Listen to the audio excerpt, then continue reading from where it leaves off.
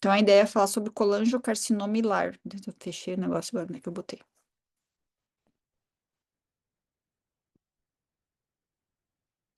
Então, é o câncer da junção das vias biliares, né? Vamos lá. Então, vamos começar bem desde o comecinho, tá? Então, o que que é colangiocarcinoma, tá? Colangiocarcinoma são os tumores originados no epitélio dos ductos biliares intra ou extrahepático, não importa em que altura, tá? Ele é o segundo tumor mais frequente primário do fígado. Ele corresponde a 10 a 20% dos tumores primários do fígado. E aqui eu mostro para vocês que esse tumor normalmente acontece num fígado saudável. Esse que eu tenho a foto para vocês, mostrar para vocês, é um colangiocarcinoma intrahepático, mas eu trouxe essa foto para mostrar como o fígado que saiu junto com a peça é saudável e não é um fígado cirrótico, tá? E aqui embaixo, bem pequenininho, a incidência global estimada, ela é bem baixa. Então, apesar dele ser o segundo tumor mais frequente no fígado, em termos gerais na população, ele não é tão frequente assim, tá? E aí existe uma classificação, então ele é o tumor que acontece nas vias biliares em qualquer altura, mas ele é dividido, então, entre intrahepático, tá? Que é o mais raro de todos, tá? Em termos de 5 a 10%. Peri-hilar, tá? Que é esse que nós vamos tratar hoje, que é o mais frequente, mais da metade dos casos de colangiocarcinoma é nessa região. E o extrahepático, né? Ou distal, que então é aquele que é localizado, então, abaixo da inserção do ducto cístico. Amanhã, para quem for na reunião, eu vou apresentar um caso que pode ser que seja de um colangiocarcinoma extra-hepático, tá? Então, hoje o foco vai ser esse aqui do meio, então é o peri-hilar, tá? E da onde saiu? A gente chama esse tumor de Klatskin, né? Da onde que saiu essa denominação? Porque o primeiro a descrever esse tumor foi o Klatskin, tá? Numa série publicada em 1965, e eu trago isso como para fins históricos, né? E ele publicou um tumor não usual que ele notou que acontece nessa região do fígado. E aí ele mostrou uma série de 13 casos desse tumor parecido com um prognóstico bastante reservado. Então, a partir de então, a gente vem chamando ele de tumor de Klatskin. Então, por definição, o que que é o tumor de Klatskin, né? Ou o colangiocarcinoma peri-hilar? Ele acontece entre, na parte mais distal, a inserção do ducto cístico até a junção, né, dentro do fígado, isso já acontece, a junção dos ramos biliares intrahepáticos. Então, a bifurcação dos ramos direito e esquerdo subsegmentares. Então, ele pega os ramos biliares secundários, tá? Direito e esquerdo. Eu só coloquei um parênteses aqui embaixo, tá? Para eu trazer para vocês, já que nós não vamos falar esse ano sobre a aula de colangiocarcinoma intrahepático, que eu não sei se vocês sabem, mas dentro do intrahepático existe uma subdivisão que seria um de pequenos ductos e o de grandes ductos. Eles são completamente diferentes, esse intrahepático de pequenos ductos versus de grandes ductos, em termos de manipulação genética, né, perda de expressão genética ou mutações, tem uma histologia diferente, o mais periférico é formador de massa, eu já vou explicar o que é isso, e o mais central, ele é mais estenosante, tá? E os prognósticos são bem diferentes. Então, o colangiocarcinoma intrahepático de grandes ductos, ou seja, mais central, se comporta de uma forma mais parecida com esse que nós estamos tratando hoje, que é o colangiocarcinoma hilar, tá? Então, fechado o parênteses sobre o intrahepático. Então, qual é a apresentação, tá? Isso que eu falei, formador de massa, tá? Ele pode se apresentar como, eles chamam mass forming, tá? Então, ele forma uma massa que você enxerga isso na imagem. Eu já vou mostrar um exemplo, daqui a pouco vai ser, acho que vai ser mais fácil de entender. Ou ele pode ser periductal, ou seja, ele vai estenosando o ducto biliar, ou dentro do ducto, ele simplesmente some com o ducto, ele nasce dentro do ducto e ali ele acaba crescendo e causando uma obstrução. O mais frequente deles, no colangiocarcinoma hilar, é o periductal, tá? Então, aqui um exemplo mais claro, me acompanha. Então, o mass forming, tá? É o formador de massa. Então, tu enxerga um tumor na imagem, Tá aí ele, vocês estão vendo que tem uma coisa diferente aqui dentro do fígado, tá?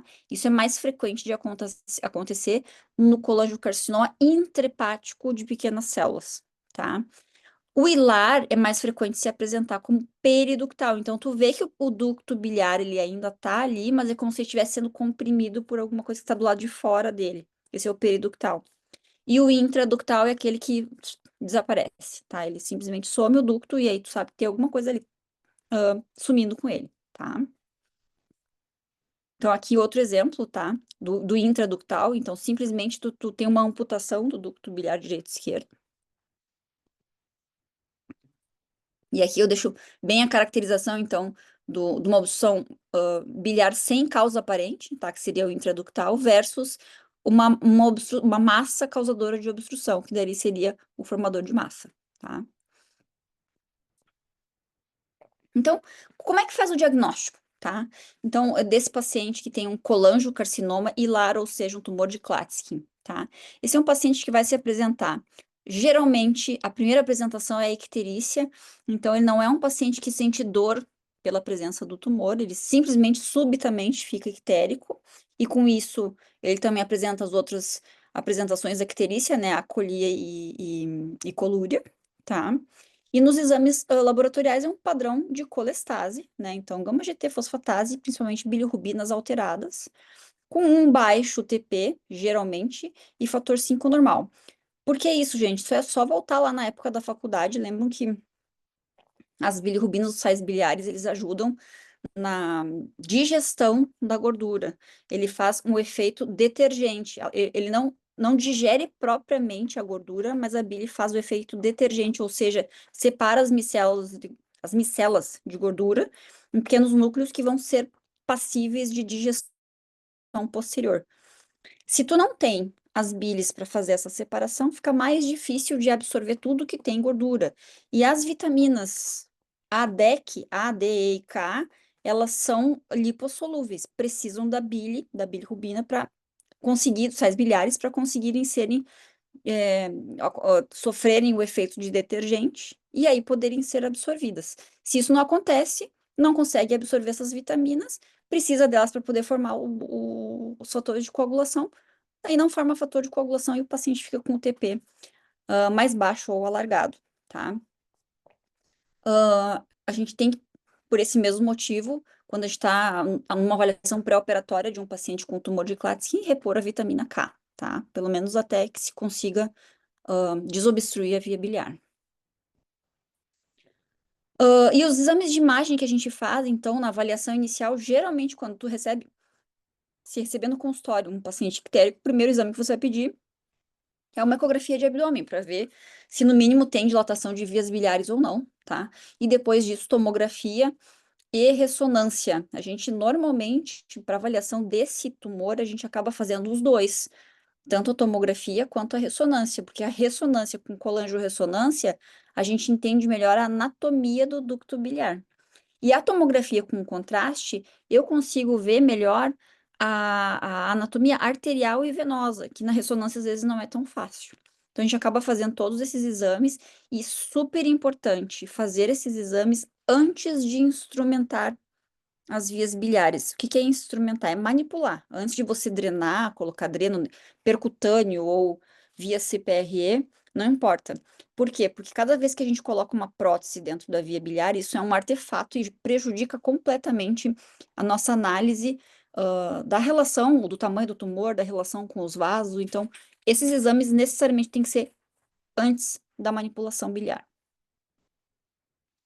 Então, eu tenho um paciente com um padrão colestático, mas eu não necessariamente tenho um paciente com câncer, tá? Como é que a gente faz o diagnóstico de câncer? Porque vocês poderiam me dizer, mas pode ser uma estenose benigna das vias biliares. Pode. Como é que a gente faz para diferenciar isso, né? Então, a gente pede os marcadores tumorais, tá? CA19.9, CEA e alfa-feto. Geralmente, quando é um tumor intrahepático, ou seja, um colangiocarcinoma intrahepático, é fundamental pedir os três marcadores tumorais. Como a gente está falando agora de um tumor hilar, é mais importante o CA19.9, porque eu estou desconfiando realmente de um colangiocarcinoma. Não é a apresentação usual de metástases de câncer coloretal se apresentar com uma obstrução biliar. Pode, pode, só que isso é tão raro que a gente tem na literatura como relatos de caso, tá? E então não é necessário num primeiro momento listar o CEA e o alfa-fetoproteína, porque o CEA seria para câncer de cólon e a alfa-fetoproteína para carcinoma hepatocelular. O marcador tumoral do colangiocarcinoma é o CA19.9, tá? E é importante vocês lembrarem duas coisas sobre o CA19.9. Uma, não é todo paciente que tem colangiocarcinoma e que tem CA19.9 aumentado.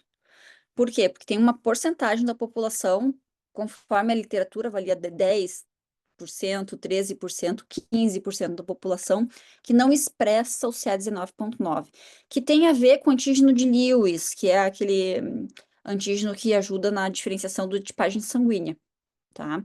Então, tem uma pequena porcentagem da população que a gente chama de CA19.9 não marcador, então ele não marca o tumor, tá?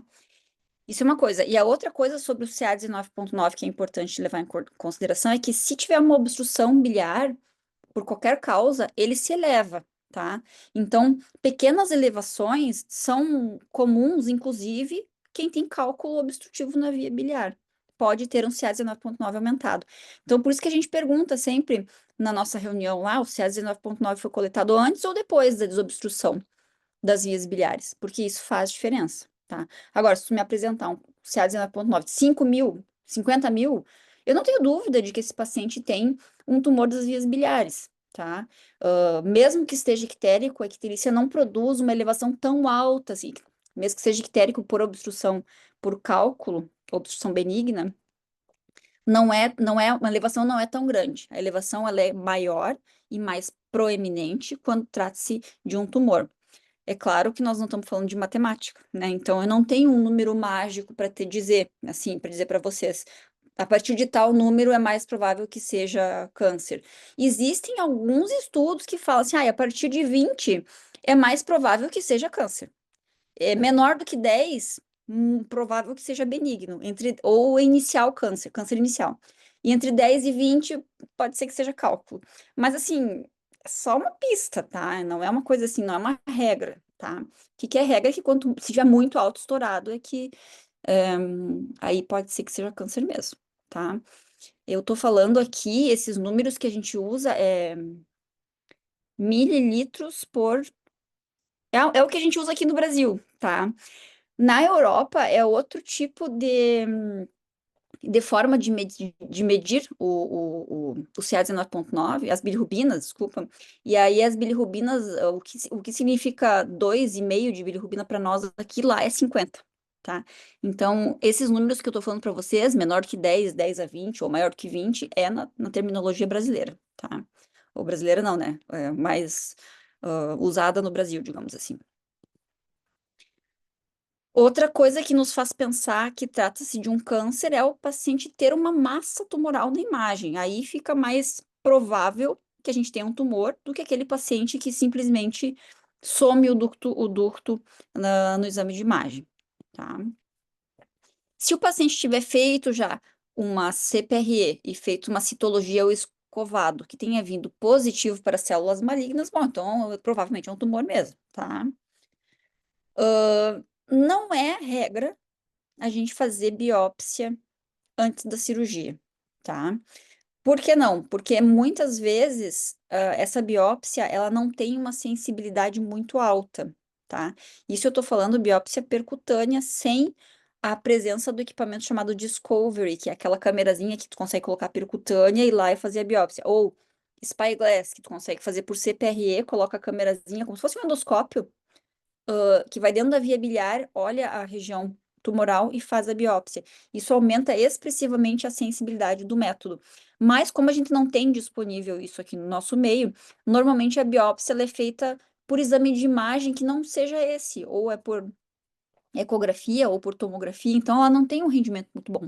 Então, não é regra a gente fazer a biópsia. É muito comum a gente ir para a cirurgia com um diagnóstico provável de colangiocarcinoma, e não 100% de certeza.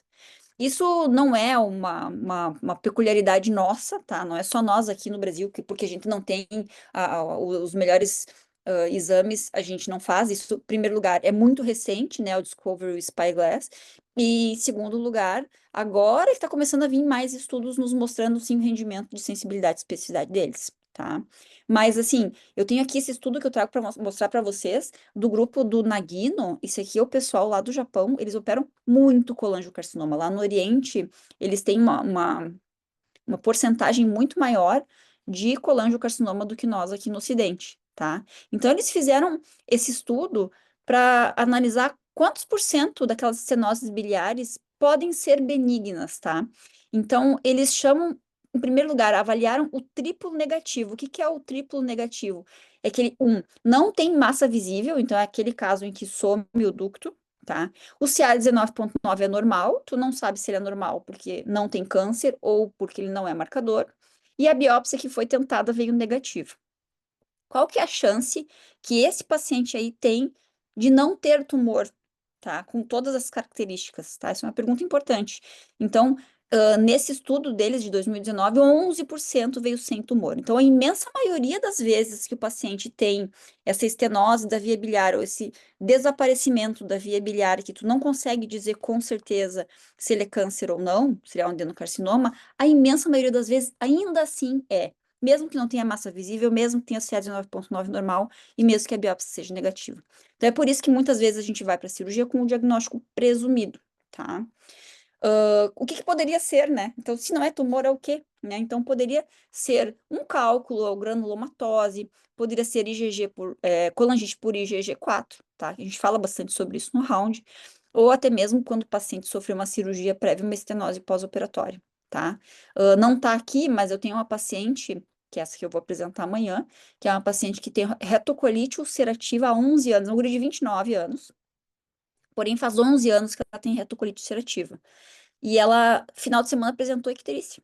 E aí a gente internou, fiz exames de imagem, ela tem uma obstrução da via biliar extrahepática. O exame tá bem claro, assim, até podia ter colocado a foto aqui para mostrar para vocês. Eu não sei se aquilo ali é um colangiocarcinoma ou se daqui a pouco é uma colangite esclerosante primária, que também está associada ao histórico de retocolite. A gente não consegue definir isso pelo exame de imagem. Então, muito provavelmente eu vou levar ela para cirurgia, por quê? Por causa desse tipo de estudo. Esse não é o único, tem outros assim também, tá? Mas que a probabilidade maior é de que seja um colangiocarcinoma, tá? Ah, então ele questiona, né? Quando tu fica muito em dúvida, se tu puder refazer a biópsia, até pode refazer. Pode tentar a corticoterapia, mas eventualmente, quando é tumor, ele pode dar uma pequena reduzida e depois cresce de novo. Então, a gente acaba levando para cirurgia. Tá? Então, aí a gente tem, então, um diagnóstico de obstrução da via biliar alta, a gente tem a classificação para saber, tá, e agora o que que eu faço, né? Então, eu tenho ali, muito provavelmente, um colangiocarcinoma hilar, então eu preciso classificar ele para a gente daí poder pensar e raciocinar qual vai ser o tratamento proposto. Então, a classificação mais usada, tá, é a classificação de Bismo-Corletti, tá? O Bismo, ele fez mais do que uma classificação para problemas biliares, ele também fez uma classificação para estenoses benignas, só que essa ele fez com um cara chamado Lazortes. Então, o Bismuth Lazorte, ou Bismuth Lazortes, é a classificação de doença benigna e o Bismuth Corletti é a classificação para doença maligna, que é essa que eu apresento para vocês, tá? Então, o tipo 1, então, ele envolve somente o ducto hepático principal, tá? Sem envolver a confluência das vias biliares, tá? O tipo 2, ele envolve a confluência, mas ele não se destaca, não envolve os ductos além da confluência direito e esquerdo. Eu sempre acho essa figura meio infeliz, né? Porque dá a sensação que ele sobe ducto acima, mas não é. O 2 ele é como se tivesse localizado somente no hilo, tá? O 3 aí ele vai, ele se projeta mais para um lado, então, se for 3A é mais para a direita, e se for 3B é mais para a esquerda, tá? E o 4 é quando ele sobe via biliar acima dos dois lados e já entra em ramos secundários. Aí já é mais avançado e aí a gente considera abismo 4. Então a gente usa bastante essa classificação no nosso dia a dia aqui no serviço, tá? A gente usa para poder definir se a gente vai ou não vai operar. Por quê? Porque nós não temos a Eu ia dizer o hábito, mas não é bem hábito, a gente não tem, não usa de ressecar normalmente o bismo 4 e mais adiante eu vou explicar por quê. Então a gente usa essa classificação justamente para poder definir qual que é o tipo de cirurgia, para que lado que eu vou, tá? Depois a gente vai falar sobre isso. Então, lembrando aqui a classificação de Bismo Lazorte, então, a para estenoses benignas, aquela história de ser mais do que 2 centímetros, ou menos do que 2 centímetros, ou no hilo, isso aqui é Lazortes, tá? Então, para mostrar na imagem, né? Então, um tipo 1, olha bem a confluência das vias biliares direita e esquerda, elas não têm nada obstruindo, é só abaixo da confluência que tem a obstrução. Então, esse é um tipo 1 clássico, eu diria, tá? Já o tipo 2, tu nota que o ramo esquerdo, o direito e o esquerdo, eles não se tocam, tá? Então é porque já subiu um pouquinho, ele está na confluência. Tu nota que tu não pode dizer que ele é da direita ou da esquerda. Por quê? Porque esse tumor aí é localizado exatamente na confluência. Esse é o tipo 2, tá? Agora, um tipo 3, e aqui eu botei a foto do tipo 3B, tá? Só que a figurinha é do tipo 3A, é só para atrapalhar o raciocínio. Mas na fotinho tu nota assim, eu não vejo a confluência, tá? Então não pode ser tipo 1, né? E eu vejo que não vejo o lado esquerdo do fígado, ele tá desaparecido. Então isso é um 3B. E ao passo que o lado direito, ele dá para enxergar completamente o ramo, inclusive anterior e posterior, tá? E aqui o 4, eu sei que é 4 porque eu vejo, olha, dos dois lados tu enxerga a amputação de, olha aqui, aqui tem do lado esquerdo, vocês enxergam minha flecha, né?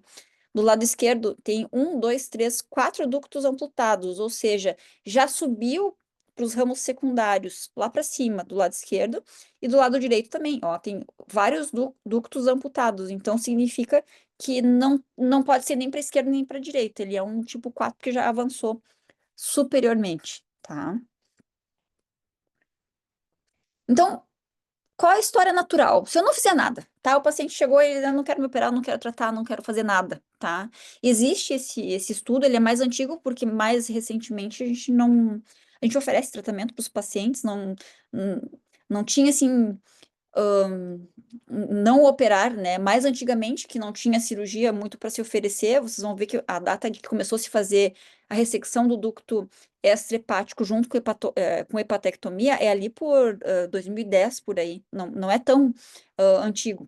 Então, esse artigo que é de 2009, a gente tinha alguns pacientes que eram só acompanhados. Então, se não for feito nada nesse paciente, a sobrevida dele é horrorosa. Tu vê aqui, e isso aqui em meses, essa sobrevida, né? Então, 10 meses, não é nem um ano, tu já tem menos do que a metade da população, menos do que um quarto quase da população, é 20% só. Então, era muito rápido, é um tumor agressivo, isso que eu quero dizer para vocês, tá? Então, por isso que a gente tenta se esmerar para tentar oferecer o melhor tratamento para o paciente. Tá?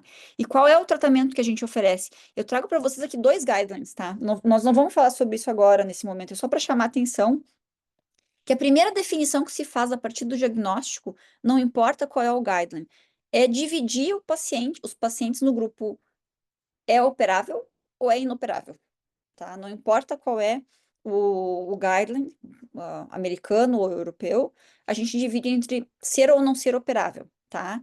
E aí sim a gente começa a raciocinar qual é o tipo de cirurgia que vai fazer, mas primeiro a gente definir se é ou não é operável, tá? Então, como é que eu faço essa definição, tá? Para depois levar para a cirurgia. Tá? Então, esse aqui, só para mostrar para você, esse é o guideline mais antigo, de 2015. Esses dois que eu mostrei antes é de 2025, é desse ano, tá? Os dois. Esse aqui é o que eu mostrava antigamente nas aulas, que a mais antiga era de 2020, de 2015, mas a observação era a mesma, é dividir entre ressecável e não ressecável, tá?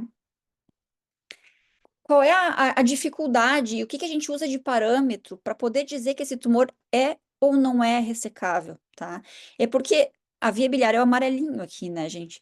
Então, a via biliar, ela é intrinsecamente relacionada com o pedículo hepático, ela faz parte do pedículo hepático. Então, ela é muito próxima da artéria, muito próxima da veia porta, da artéria hepática e da veia porta, tá?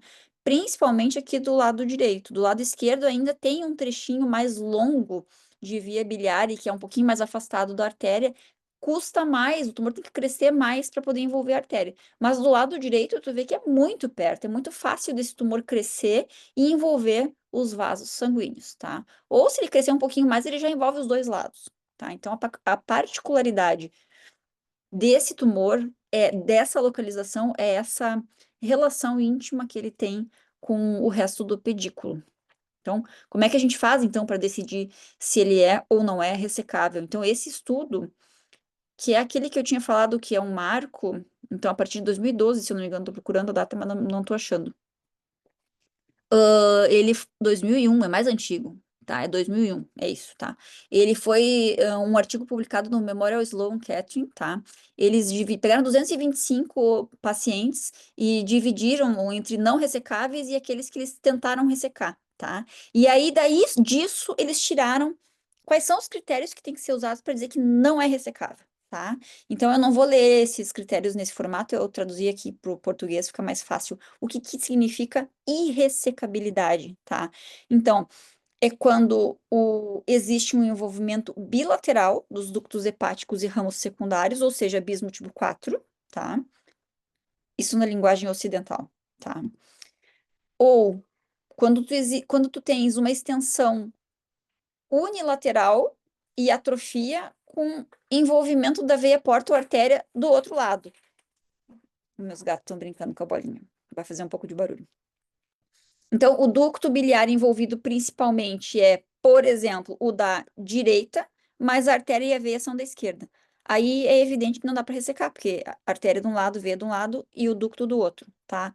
Então, é exatamente isso que está escrito ali, tá? Ou se tem metástase, tá? Linfonodal após o ligamento hepatodenal, ou seja, linfonodos aumentados no hilo não é contraindicação, tá? Ou se tem metástase à distância. Bom, daí perde-se o sentido da cirurgia, tá? Eu quero voltar aqui nesse segundo item, então, porque eu acabei resumindo ele numa frase só que ele está escrito mais ou menos umas 3 ou 4, porque ele fala, extensão unilateral do tumor e envolvimento da artéria do outro lado. Ou extensão unilateral do tumor e envolvimento da veia do outro lado.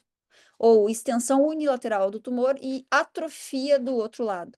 Então, eu acabei resumindo tudo numa frase só, porque é extensão unilateral e atrofia com envolvimento da artéria ou veia do outro lado. Significa o quê? Que não tem como ressecar, tá? Esses são os critérios.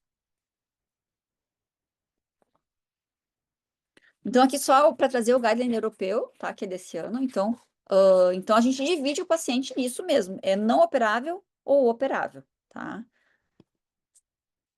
Então, antes da cirurgia, devemos ou não drenar a via biliar, tá? Essa é uma pergunta que é bem factível, afinal de contas, o paciente é ictérico, tá?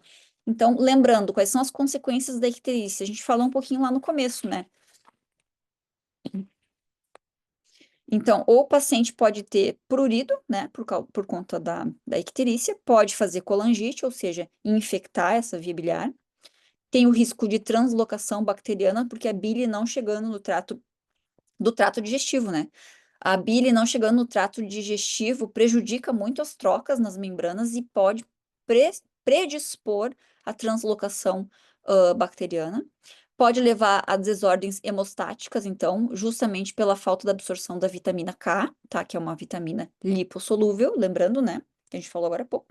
Pode causar insuficiência renal, porque, né? Lembram que a bilirrubina não conjugada que está voltando para a corrente sanguínea, ela é uma partícula maior, né? Ela é conjugada pelo fígado para se tornar uma partícula menor, mas quando ela não conjugada, ela fica grande, e aí ela pode, como ela está sendo forçada a ser drenada no rim, os néfrons, eles sofrem com essa partícula grande tendo que ser expulsa, e isso pode levar à insuficiência renal, tá?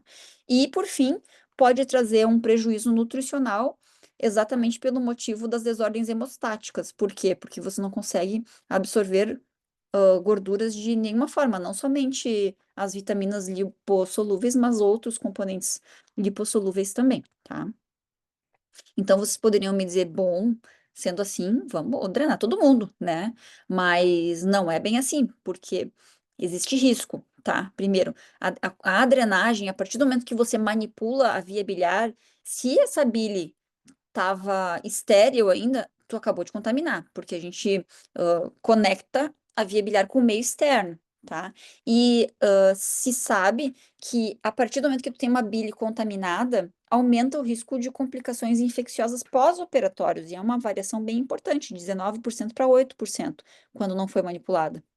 Então, a gente tem que pensar bem se a gente vai sair de largada manipulando a via biliar, porque no pós-operatório pode ter mais problemas, tá? Além disso, quando faz CPRE, tem o risco da pancreatite aguda, é baixo, sim, em torno de 5%, mas existe, tá? E ainda tem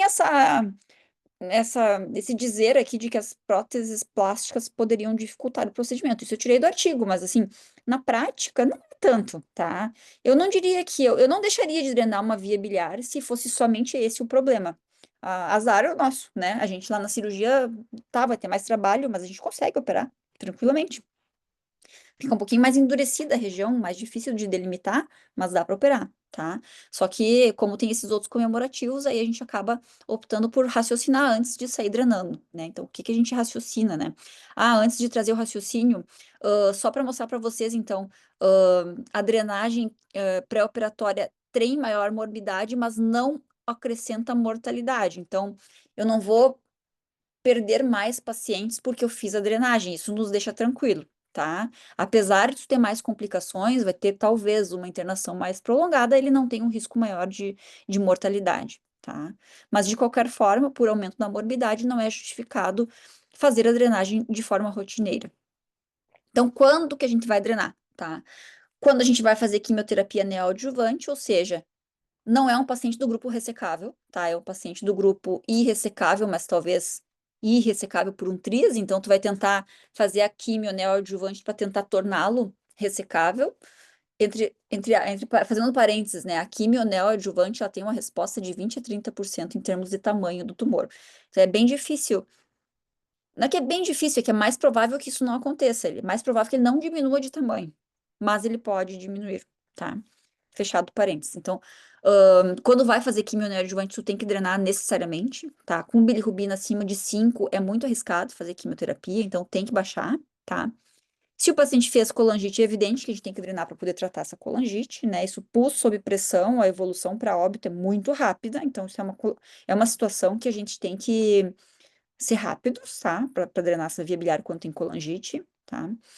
Ah, se as bilirrubinas forem maior do que 5 e nós não vamos operar logo, aí também pode ser considerado fazer a drenagem, porque vai melhorar tudo, né? Melhora a troca intestinal, melhora a absorção das vitaminas, melhora UTP. Então, se a cirurgia não é imediata, aí você drena e espera, opa, volta ali, e espera essas bilirrubinas baixarem, tá? Ou pacientes mal nutridos, né, com ciência renal, aí tu drena e espera melhorar tudo para depois programar uma cirurgia no momento mais adequado, que é uma cirurgia bem grande, né? Então, quando a gente for drenar, qual é a drenagem que a gente faz? Drena tudo ou drena só o lado bom que vai ficar? Normalmente a gente drena o lado bom, tá? Então a gente faz uma drenagem que a gente chama seletiva. Então, se o tumor vai mais para a direita e eu vou tirar o lado direito, eu vou drenar o lado, priorizar a drenagem do lado esquerdo, que é o lado que eu vou manter no paciente, no caso, tá? Então, é muito comum, isso já tá tudo a informação aqui nesse mesmo slide, né? É muito comum não ter fígado suficiente quando, por exemplo, o tumor vai para a direita, eu tenho que fazer patectomia direita estendida, não sobra fígado suficiente do lado esquerdo. Então, além de eu drenar, é necessário fazer uma embolização portal do lado direito. Então, isso tem que ser nessa ordem. Primeiro a drenagem biliar e depois a embolização portal. Por quê? Porque o excesso de bilirrubina no fígado, vocês já devem ter visto, o fígado ele fica todo amarelado, ele fica dodóizinho, né? Então, esse fígado fica com a sua função prejudicada. Então, quando existe a necessidade de fazer uma embolização portal para hipertrofia hepática, primeiro a gente drena o lado bom, depois a gente faz a embolização portal, tá? Depois quando? Depois que baixar essas bilirrubinas para menos do que 5. Por quê? Porque aí vai ter chance desse fígado de fato conseguir crescer. Senão, ele não cresce muito. Aí não adianta. Se fizer tudo ao mesmo tempo porque tá com pressa, não vai surtir o efeito desejado. Ele cresce só um pouquinho, porque ele tá dodóizinho, né? Ele não é um fígado bom que tem capacidade regenerativa boa. Então, ele não vai conseguir crescer o suficiente. Aí tu não vai conseguir operar, tá? E qual é a via, né, que a gente usa para drenagem percutânea? Esse artigo não tá aqui a referência, mas mais adiante eu coloquei. É bem bonitinho, ele é cheio dessas figurinhas coloridas, tá? E é desse ano também. A gente pode drenar de duas formas. Ou a gente drena via percutânea, tá? Então, é a primeira parte do desenho aqui, né? Então, normalmente o Alex Horbe que faz isso. Então, via percutânea, ele coloca um dreno que atravessa o tumor e que vai lá dentro do intestino. Isso é chamado um dreno interno, tá dentro do intestino externo, tá? Esse dreno, normalmente, ele deixa fechado, ou deixa aberto no primeiro dia e depois fecha em seguida, porque se você não fechar esse dreno, a parte externa dele, entope a parte distal, tá? Bem importante a gente ter certeza, quando a gente vai fechar, que é interno e externo. Às vezes o Alex ele não consegue passar o tumor, aí o dreno é só externo. Entende a diferença? Interno e externo é quando ele consegue ultrapassar o tumor e colocar a ponta do dreno lá dentro do intestino. Aí a gente tem que fechar o externo depois de um dia. Quando ele é só externo, não ultrapassa o tumor porque não conseguiu, às vezes é muito dura a massa, ele não consegue passar. Fica só externo, se tu fechar, a icterícia volta e pior, né? Porque daí vem com colangite. Então, antes de pensar em mexer no dreno, tem que conversar com o Alex para ver qual é o tipo de drenagem, tá? Isso é a drenagem percutânea. E quando a drenagem endoscópica, que é a segunda parte do desenho, então vem por CPRE, né, colangiopancreatografia endoscópica retrógrada, e por aí você coloca um dreno até lá em cima. Aí é só interno, né? Não tem nada para o lado de fora. Mais confortável para o paciente, porque aqui a bilirrubina, as bilis vão chegar até o intestino. No dreno, volta ali. No dreno externo, tu nota que as bilirrubinas, só externo, as bilirrubinas não chegam no intestino. Se for interno e externo, chegam, tá? Mas quando a gente faz CPRE, aí tu não deixa nada pro lado de fora, é mais confortável. E tu tem uma drenagem das bilis lá para onde tem que ir, tá? Só que qual que é o problema? É muito difícil conseguir drenar por CPRE a região hilar, tá? É muito, não diria, mas é mais difícil do que fazer por forma percutânea, tá? Existem até trabalhos comparando, né? Ai, qual que é a melhor drenagem, né? Assim, é percutânea ou endoscópica? Aquela disputa. Qual que nós vamos fazer? Qual lado que a gente vai ir? Por cima ou por baixo, né? Então, em termos de colangite, comparando, isso é uma meta-análise, tá, gente? Em termos de colangite, comparando a drenagem externa, a drenagem percutânea versus a drenagem endoscópica, o resultado é o mesmo. Tem tanto colangite com uma quanto com a outra, tá? Como é que eu sei que o resultado é o mesmo? Porque esse prisma aqui, que é o resultado, não sei se vocês sabem olhar a meta-análise, né? O prisma, que é o resultado da soma aqui de todos os estudos, ele toca no número um, ou seja, a relação entre os dois lados ela é igual, então significa que o resultado é igual. Quando ele não toca no número um, daí significa que a relação é diferente. E a mesma coisa acontece. Não, daí o que que acontece? A quantidade de conversão, é igual. Então, assim, se eu, segundo esse estudo, tá? Se eu fui percutâneo e não consegui, eu vou endoscópico. Se eu fui endoscópico e não consegui, eu vou percutâneo, tá? Então, não tem, assim, uma evidência robusta na literatura que nenhum método seja claramente inferior. Mas o que que eles dizem? Olha para o teu serviço, como é que vocês funcionam, tá? Lá, no teu serviço, como é que é? É mais fácil fazer endoscópico ou percutâneo? E o que que a gente vê no nosso serviço aqui é que a gente consegue mais sucesso quando é percutâneo, tá? Então, por isso a gente acaba pedindo sempre a drenagem percutânea, salvo se não for possível, aí se faz endoscópica, para colangiocarcinoma hilar, tá, gente? Não tem nada que ver com tumor de cabeça de pâncreas, que é lá embaixo. Nós estamos falando de colangiocarcinoma hilar, é lá em cima na confluência dos ductos biliares, aí é melhor fazer percutâneo no nosso serviço, tá? Então, se a gente drenar, tá? Primeira pergunta, tem que esperar quanto, né? Tá, eu drenei, posso operar amanhã? Não, tá? Tem que esperar as bilirrubinas baixarem. Baixar quanto? Normalmente, a gente usa o parâmetro de número 5, tá? Não tem, assim, bem descrito na literatura, ou bem consenso, ai, tem que ser menor do que 5. Não, não tem. Tem que estar caindo, tu tá vendo que a bile tá chegando lá no intestino, ok, então esse paciente vai começar a melhorar tudo, e aí você pode operar. Mas a gente acaba esperando sempre baixar menos do que 5. Outra pergunta, a gente tem que fazer essa bile chegar no trato digestivo, porque eventualmente, como eu coloquei antes, para vocês a drenagem é só externa. Não se consegue passar o tumor e botar interno e externo. Então, essa bile toda que está sendo produzida pelo fígado está vindo para fora, para a rua. E aí tem a questão, se isso não vai trazer prejuízo para o paciente, tá? Então, o que que se sabe? Que existe a possibilidade de você repor essa bile por via, digestiva, não via oral, né? Mas poderia botar por via por sonda nasentérica, tá? Esse foi o primeiro estudo que eu consegui encontrar sobre esse assunto, tá? De novo, o grupo do Nagino, né, lá no Japão. E aí, eles estudaram 25 pacientes em que eles fizeram a reposição de 100% da bile. E tiveram uns corajosos que tomaram via oral, viu? Não me lembro o número, mas teve alguns pacientes que toparam, tá? Porque não queriam a sonda. Eu acho que para eles era pior botar sonda do que tomar aquele negócio. Então eles preferiram não tomar, tá? Mas enfim, todos eles repuseram a bile e tudo melhorou, tá? Melhora a função renal, melhora eletrólitos, melhora o TP, melhora a barreira intestinal, consegue absorver melhor as coisas, então o estado nutricional também melhora, tá? Então a gente, quando tem um paciente com uma obstrução completa da via biliar, em que ele está drenado somente de forma externa, tem que se considerar a possibilidade de fazer reposição de bile. Quando que isso é mais comum? É mais comum quando a gente tem lesão das vias biliares, iatrogênica. Porque daí tu não consegue botar o dreno externo e interno. Normalmente a lesão iatrogênica ela tem uma perda de substância. Aí o dreno não consegue chegar até o intestino. Ele fica só externo.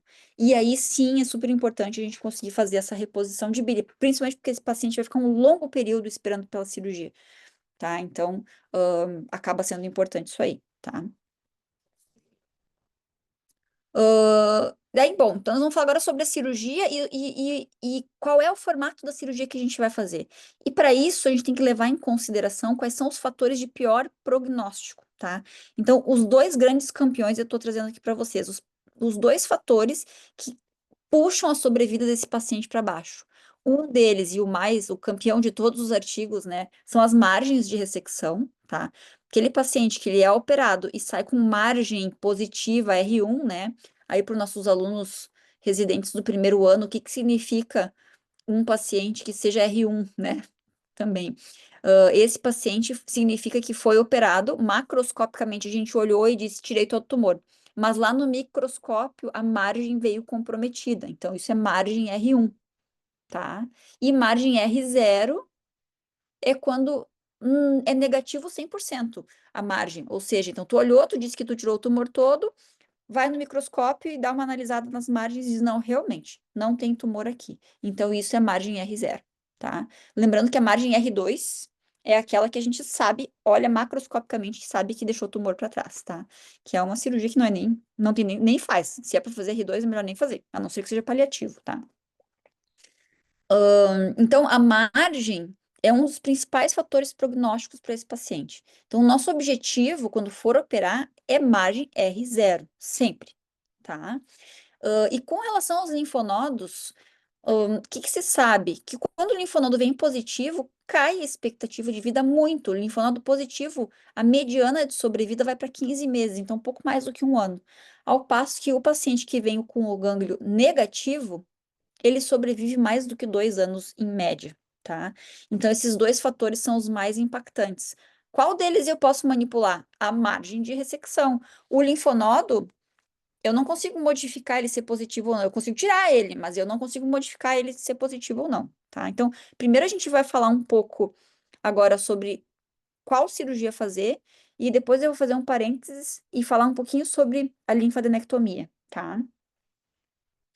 Então, isso que eu tinha falado para vocês agora, o fator modificável, então, são as margens de ressecção. Isso aqui numa clínica norte-americana, mostrando isso, e aqui na clínica japonesa do Nagoya, tá? Que mostra o mesmo. Então, não importa em que lugar que tá do mundo, as margens, são importantes, tá? Então, qual é o objetivo desse tratamento, tá? É a excisão completa da via biliar com linfadenectomia regional e hepatectomia, e ou não hepatectomia, dependendo de qual é a classificação do tumor, tá? Então, o tipo 1, lembra o tipo 1 não tá na confluência, tá? Deixa eu ver que horas são. 15 para as 9, tá? Então, o tipo 1, a gente tá autorizado a fazer a ressecção somente do ducto extra-hepático. O que que vai definir isso? A altura do tumor. Se ele for muito mais baixo, aí talvez tu tenha que fazer uma DPT junto. Se ele passa inferiormente da borda da parede do duodenal, aí tu não consegue tirar só o ducto sem tirar o duodeno junto. Aí tu tem que fazer a duodenopancreatectomia cefálica. Então vai para uma DPT o paciente que tem um ducto mais inferiormente acometido. Mas se ele for acometido só no meio, e tu tem com certeza margens negativas dos dois lados, a gente está autorizado a fazer a ressecção somente do ducto, tá? Aí vem esse outro artigo aqui, tá? Que esse aqui é recente também, acho que é de 2024, tá? Não tenho certeza. Ahn, Mostrando exatamente esse caso. Então, esse aqui é o tipo 1, olha pela fotinho, tá? E aí, eles fizeram uma comparação entre fazer a ressecção somente da via biliar ou fazer também uma DPT associada. Ele não nota diferença na sobrevida quando é um ou outro método. O que muda a sobrevida é se a margem vem positiva. Então, o que que ele diz? Que se o tumor é mais inferior, tem que fazer DPT associada, mas não precisa fazer de rotina, tá? Ou fazer a ressecção hepática também, não precisa fazer de rotina, tá? Então, ele coloca só que tu tem que fazer o possível para ter a margem negativa, tá? Aqui, essa tabelinha de cima, eu coloquei só para mostrar que os locais de recorrência, independente de ter ou não ter ressecado a cabeça do pâncreas junto, né? A chance de recorrer localmente é igual entre os dois grupos. Ou seja, então, estamos autorizados a fazer só a ressecção do segmento do colédoco, ou via biliar e colédoco, tá? Se o tumor se conseguir margem negativa. E esse artigo aqui, ele compara, então, a ressecção só do ducto isolada, ou hepatectomia com ducto, ou hepatectomia com ducto e com veia porta, tá? Para ver o que que deve ser feito, tá? Ahn, a porcentagem de ressecção R0 é o que muda entre os grupos, tá? O que que ele notou? Que quando eu fazia só a via biliar isolada, em muitos casos, não se conseguia fazer uma ressecção R0. Então, ele conclui nesse artigo que talvez tu tenha que fazer uma hepatectomia para poder ter a margem negativa. Se tu tem a margem negativa, bom, daí a sobrevida é parecida, tá? Esse artigo aqui não foi feito somente com bismo tipo 1. Ele tinha bismo tipo 2 e bismo tipo 3 também. Então, por isso que foi necessário fazer hepatectomia para se conseguir margem negativa, tá? Ainda no mesmo artigo, então, ele mostrando então que a diferença das margens é o que impacta na sobrevida e que somente o ducto aumenta a chance de ter uma cirurgia R1, tá? Então, por isso que ele sugere fazer o fígado junto e a porta junto, caso precise, para ter uma ressecção com margens negativas. Tá? Então, poderia perguntar, então vamos fazer a porta sempre, resseca a veia a porta junto, né? Para ter certeza que veio tudo negativo, não é a gente não faz isso de praxe porque não há diferença estatística entre a sobrevida dos pacientes que sempre ressecam a porta e aqueles que só ressecam a veia porta quando ela está acometida. Então, em termos tecnicamente falando, é mais complicada a cirurgia e tu não vai trazer sobrevida para o teu paciente. Então, não tem sentido em sair ressecando a veia porta de todos os pacientes, tá? Tá, então agora nós vamos falar sobre o bismo tipo 2 e 3 juntos, porque a cirurgia é muito parecida, tá? É a mesma, no caso, dependendo do lado, né? Então, o que que a gente faz? E esse artigo eu recomendo, tá? Ele é de 2018, ele é bem bacaninho, tem umas figurinhas legais também para poder entender o raciocínio da cirurgia. Então, o que que tu vai fazer? Dependendo do lado do tumor, hepatectomia direita ou esquerda, estendida, para o segmento 1, mais a linfadenectomia. No transoperatório, tu vai congelar as margens para ter certeza de que veio negativa, tá? Ressecção portal só se estiver invadida, não de forma rotineira, e a linfadenectomia, tá? Qual linfadenectomia? Daqui a pouco nós vamos falar, tá? Aqui só para trazer esse outro artigo, também, esse é aquele que eu falei que eu não tinha botado a referência antes, tá aqui a referência, tá? É esse artigo aqui, ele é de 2025, ele é bem fácil de ler, curto, bom para residente, tá? E aí ele mostra nesse desenho, primeiro olha o primeiro desenho aqui, ele mostrando então O tumor era um tumor que acometia mais do lado direito, ou seja, eram 3A, tá? Então ele faz uma hepatectomia direita estendida, tá aqui o segmento 4 sendo levado junto, e o 1 junto, tá? Aqui é a figurinha dessa secção, tá? Então, ele vai deixar para o paciente somente a veia hepática esquerda e vai levar o 1 junto. Por isso que é muito frequente, para poder operar esse paciente, ter que fazer aquele fígado remanescente aumentar de tamanho antes da cirurgia, porque fica um pedacinho muito pequeno. E a gente precisa que sobre para esse paciente, pela literatura, podia ser 25 a 30% do remanescente, tá? De tudo, 25 a 30% seria suficiente. Porém, a gente acaba, nós aqui no nosso grupo, exigindo um pouco mais, 35% pelo menos, tá? Se for 40%, melhor ainda, tá? Mas é muito difícil chegar nesse número.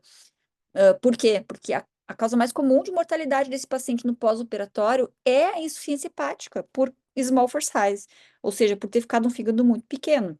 Então, a gente acaba fazendo de tudo para aumentar a segurança do procedimento, tá? E aqui nessa outra figurinha ele mostra soltando o fígado da veia cava. Por que soltando? Porque para levar o 1 tem que soltar ele completamente da veia cava. Agora sim, vamos falar sobre os linfonodos, tá? Então, só lembrando um pouquinho da anatomia dos vasos linfáticos, eu não sei se vocês já estudaram isso alguma vez. Anatomia linfática do fígado, tá? Então, o fígado, ele drena por dia em torno de 1 a 3 litros de linfa. Isso dá quase 50% do volume de linfa produzido pelo corpo, tá? Por dia, tá? Ele tem dois sistemas de drenagem linfática, o fígado, tá? Um é o sistema profundo e o outro é o sistema superficial. O sistema profundo é dividido em dois: periportal ou periveias hepáticas, perivenoso. Tô apontando para cima porque daí vai para as veias hepáticas, tá? Então, periportal, em primeiro lugar, olha a minha figurinha, tá? Então, a drenagem se encaminha para a região hilar do fígado. Então, eles vão se juntando, os vasinhos linfáticos, e no hilo hepático se juntam de 12 a 15 vasos linfáticos, que vão acabar drenando, então, para a região celíaca, justa-esofágica, gastrocárdicos ou peripancreáticos. Então, o sistema profundo periportal vai para a região hilar. Mas o sistema profundo venoso, ou seja, quando o tumor mais comum, quando o tumor é mais alto dentro do fígado, ele vai drenar a linfa para aqueles gânglios ao redor da veia cava, os linfonodos mediastinais. Então, ao redor das veias hepáticas, tem mais ou menos 5 a 6 vasos linfáticos, que normalmente a gente nem vê eles, a gente não valoriza muito isso na nossa prática hoje em dia. Talvez no futuro a gente vai ter que valorizar, porque isso está começando a ser dito mais atualmente nos artigos. Essa anatomia, apesar desse artigo de anatomia ser de 2018, se não me engano, ou de 2015, hoje em dia tu encontra um monte de artigo questionando qual a linfadenectomia mais adequada para o colangiocarcinoma. Por que que se questiona isso? Porque a gente está se dando conta que a drenagem linfática do fígado não é tão simples. Então, o sistema profundo pode drenar para a região do hilo, mas pode drenar para a região mediastinal. E o sistema superficial, o que que é o sistema superficial? É aquele tecido conjuntivo subseroso ao redor, embaixo da cápsula hepática, tem um tecidinho conjuntivo, e ali tu vai ter uma drenagem linfática também. Então, ele divide o sistema superficial na face convexa, aquela face que a gente olha para o fígado e está ali, né, a convexa, e na face côncava, a face inferior do fígado. Então, o que que a gente sabe? Que o sistema superficial da face convexa, que é a superior, ele vai mais em direção aos ligamentos, tanto os coronários quanto os triangulares e o falciforme, que vão drenar para onde? Para os linfonodos pericárdicos, frênicos e justo-esofágicos. Ou seja, é uma drenagem da face côncava, é parecida com o do sistema venoso profundo, tá? Ao passo que da face, eu falei côncava, é convexa, tá? É da parte superficial, é a parte convexa que vai para o sistema venoso junto, ou o mesmo caminho do sistema venoso profundo. E a face côncava, que é a inferior do fígado, em geral, vai para o hilo hepático, tá? Então, se vocês forem pesquisar hoje em dia, principalmente para colangiocarcinoma intrahepático, dependendo do lado do tumor, a linfadenectomia pode ter que ser diferente, tá?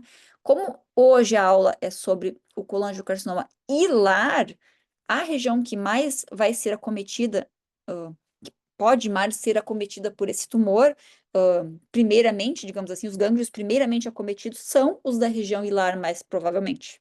Então, nesse caso, para esse tipo de tumor, para essa posição, o ideal seria a linfadenectomia do hilo, ou seja, regional. Lembrando, né, os grupos dos linfonodos, então, aqui da região do hilo se chama o grupo 12, a artéria hepática comum é o grupo 8, e esses que estão atrás aqui da cabeça do pâncreas, bem justa duodenais, são o grupo 13, tá? Então, hoje em dia, para o tumor, para o colangiocarcinoma hilar, são esses os setores que estão mais sendo indicados de fazer a linfadenectomia, tá? Eu até, tanto é que o NCCN de 2025, ele não diz os grupos que você tem que fazer linfadenectomia, ele só diz, faça a linfadenectomia do ligamento hepatoduodenal. E aí tem essa foto aqui de um artigo que não é do NCCN, tá? Que ele mostra, não, é isso aqui que tu tem que fazer, tá? E pelo menos 6 gânglios. Essa é a orientação, tá? A orientação do AJCC, a última edição, que é a 8ª, é coletar pelo menos 6 linfonodos para fins de estadiamento, tá? Mas a gente falta uma definição adequada de quais são os linfonodos regionais. Volta ali no NCCN, ele fala, é o ligamento hepatoduodenal. Alguns artigos eles falam, faça linfadenectomia regional, mas o que que é linfadenectomia regional, né? Então, esse estudo aqui, fazendo essa pergunta, né, tentando definir quais são os linfonodos regionais, dividiu os gânglios nos setores número 12, número 8, número 13A, que é o atrás da cabeça do pâncreas ali, né, do pancreático duodenal posterior. E aí ele viu que a incidência de metástases é relativamente alta nesses linfonodos. Então, se vem positivo, a sobrevida cai. Então, ele sugere que a gente considere linfadenectomia regional tem que incluir a estação 12, a 8 e a 13A, tá? Assim como diversos outros artigos trouxeram essa mesma informação, tá? E, e esse aqui também foi, na verdade, esse aqui é um multicêntrico, né? Aquele outro ali era só japonês. E esse aqui é multicêntrico, com 8 centros diferentes, o mesmo estudo, né? Avaliando esses mesmos grupos, mostrando que se tu fizer somente a estação 12, tu vai ter uma sobrevida pior do que se tu fizer a estação 12 mais 8 mais 13, tá? Mas isso, ele não atribui à linfadenectomia essa melhora de sobrevida. Ele atribui a... Não veio a partezinha embaixo que eu tinha escrito. Ele atribui essa melhora de sobrevida a um melhor estadiamento do paciente. Ele chama isso de stage migration, tá? O que quer dizer isso? Se no pré-operatório tu achava que esse paciente era N0, ou seja, eu acho que os gânglios são todos negativos, tá? Vou para a cirurgia, faço a linfadenectomia e ele continua sendo N0, ele é um verdadeiro N0. Porém, eu vou para a cirurgia e ele é um N1, ele vai sair desse grupo N0 e vai ir para o grupo N1. Então, melhora a sobrevida do N0, porque ele é um verdadeiro N0. Esse grupo melhora. E acaba melhorando também a sobrevida do grupo N1, porque antes a gente só botava no grupo N1 aqueles bolotão, aqueles que a gente sabia que era positivo de fato. Agora eu acrescentei aqueles em que o acometimento era discreto, não dava para ver no exame de imagem. Então acaba melhorando também a sobrevida do grupo N1. Então esse stage migration dá falsa impressão de que um paciente que fizer a linfadenectomia vai ter melhores sobrevidas. Não é exatamente isso que está se vendo, tá? Então, o nosso objetivo com a linfadenectomia não é aumento de sobrevida, e sim um adequado estadiamento, tá? Bom, fechado parênteses da linfadenectomia, tá? Então agora nós vamos falar um pouquinho sobre o bismo 4, aquilo que eu falei para vocês. A gente aqui não opera, tá? Aquele que vai para os dois lados e bifurca, porque a mortalidade é muito alta. Então são coisas, o índice de complicações no Japão é em torno de 40%, tá? Eles pegaram só pacientes bismo 4 e levaram para cirurgia. 65% eles conseguiram operar, foram até o fim. Dizem que conseguiram R0 em 72% dos casos e conseguiram sobrevidas, assim, ótimas para quem tinha um tumor bismo 4, tá? Qual que é o problema desse trabalho? É o grupo do Nagino de novo, tá? Essa gente, eles trabalham muito com colangiocarcinoma. Qual que é o problema desse trabalho? É que ninguém mais no mundo consegue reproduzir isso aí. É mais ou menos que nem a história do câncer de estômago, tá? Então, aqui, a gente no Brasil, nos Estados Unidos, em geral, no Ocidente, Bismo 4 é considerado irressecável para os nossos parâmetros, salvo nesse centro aí, tá? E daí, se tu poderia me perguntar, tá, mas será que não dá para transplantar, então? Já que eu tenho um paciente que vai se beneficiar se ele tiver a ressecção completa do tumor.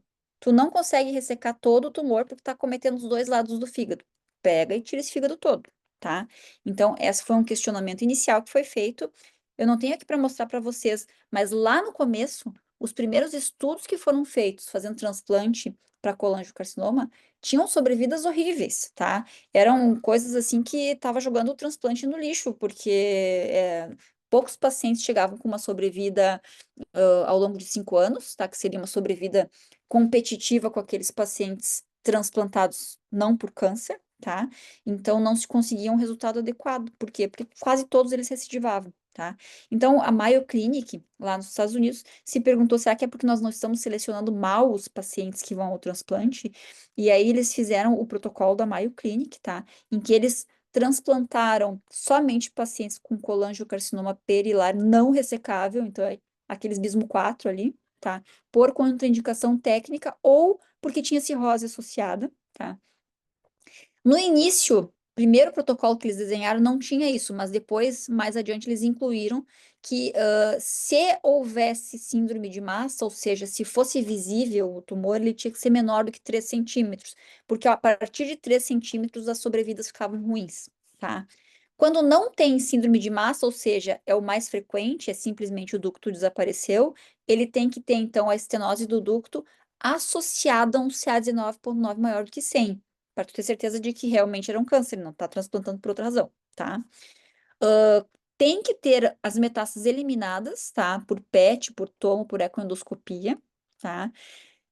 Depois que fizer o tratamento inicial, tem que eliminar as metástases ganglionares por laparotomia. Então, tu vai lá buscar uma amostra dos gânglios para ter certeza que eles não são comprometidos, tá? E esse é o protocolo deles. Então, é um protocolo que inclui fazer rádio e quimioterapia neoadjuvantes antes do transplante. Então, como é que era? O paciente fazia radioterapia externa associada a químio por 3 semanas, fazia 2 semanas de intervalo, depois fazia bracterapia e aí começava uma quimioterapia em paralelo que ia até a hora do transplante. E aí, se o paciente não evoluiu nesse período todo, ele vai para a laparotomia. E aí, fazendo a laparotomia, vendo que não tem gânglio positivo, aí ele vai ser listado para o transplante. E aí, fazendo isso aí tudo, eles conseguiram uma sobrevida enorme, tá? E aqui agora nós estamos falando em anos, tá? 10 anos, 42%. É um absurdo tu olhar para esse resultado aqui e pensar, nossa, tá? Esse é um paciente que a sobrevida, lembra os não tratados, que era 10 meses, tá? 20% durava 10 meses. Aqui nós estamos falando em pacientes que poderiam até não ser tratados porque eram não ressecáveis, vivendo 10 anos, tá? Então, isso aí aconteceu lá no meados dos anos 2000, se eu não me engano, tá? E aí veio se aperfeiçoando, então o protocolo final é mais ou menos parecido com isso que eu mostrei para vocês, tá? E aí tá se fazendo, mas em situações muito restritas, tá? Aqui no Brasil, vamos deixar claro, não é indicado fazer transplante para colangiocarcinoma pela legislação com doador cadavérico. Então, não é autorizado você usar um doador cadavérico para colangiocarcinoma no Brasil. Ah, então como é que a gente pode fazer? Somente com um doador vivo, tá? Então, é uma coisa que a gente pode sim levar em consideração. Pode ser feito, pode, mas tem que ser doador vivo, tá, gente? Ó, passei uns minutinhos, mas deixa eu parar. Vocês estão aí ainda? Gente, alguma dúvida?